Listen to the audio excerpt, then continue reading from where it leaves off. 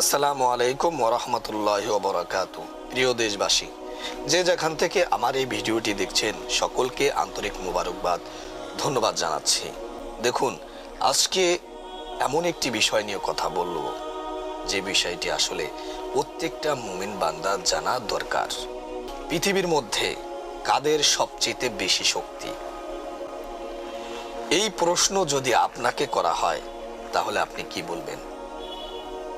পৃথিবীর মধ্যে যারা সুপার পাওয়ার, আমেরিকা, রাশিয়া বা বিভিন্ন শক্তিধর দেশগুলোর নাম আপনার মুখে উচ্চারিত হবে, কিন্তু আমি যদি বলি যে সবচেয়ে শক্তিধর মানব হলো একজন মুমিন বান্দা, তাহলে কি আপনি বিশ্বাস করবেন?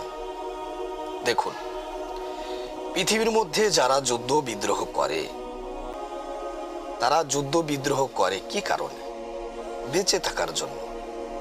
কিন্তু আল্লাহর একজন মুমিন বান্দা যুদ্ধ বিদ্রোহ করে একমাত্র আল্লাহকে রাজি খুশি করার জন্য।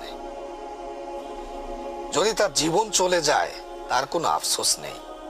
যদি তার জীবন থাকে, জীবনে সে বেঁচে থাকে, তাহলে তার কোনো আফসোস নেই। সে মরার জন্যই লড়াই করে। আল্লাহ তাআলা দ্বীনকে বাস্তবায়ন করার জন্য সে লড়াই করে। অর্থাৎ মারা গেলে সে জান্নাতি শহীদ, আর বাঁচলে সে গাজী।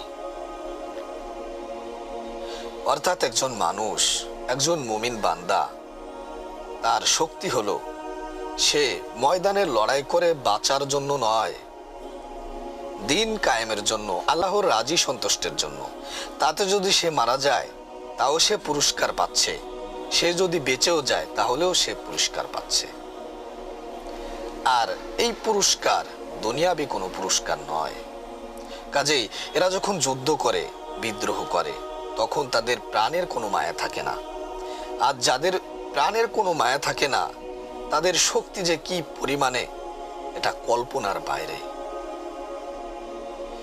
আমি একজন সাহাবীর নাম বলে দেই, সে হলো খালিদ বিন ওয়ালিদ রাদিয়াল্লাহু তাআলা আনহু। তিনি এমন একজন সাহাবী ছিলেন যার যুদ্ধ কৌশল পৃথিবীর সুপার পাওয়ার যে সমস্ত দেশগুলো ছিল ওই সময়, বা পৃথিবীর সবচেয়ে বড় বড় যুদ্ধ জেনারেল যারা ছিল, তারা অবাক হয়ে যেত যে খালিদ বিন ওয়ালিদ কিভাবে যুদ্ধ পরিচালনা করতেন, আর কি সাহস তার বুকের মধ্যে ছিল।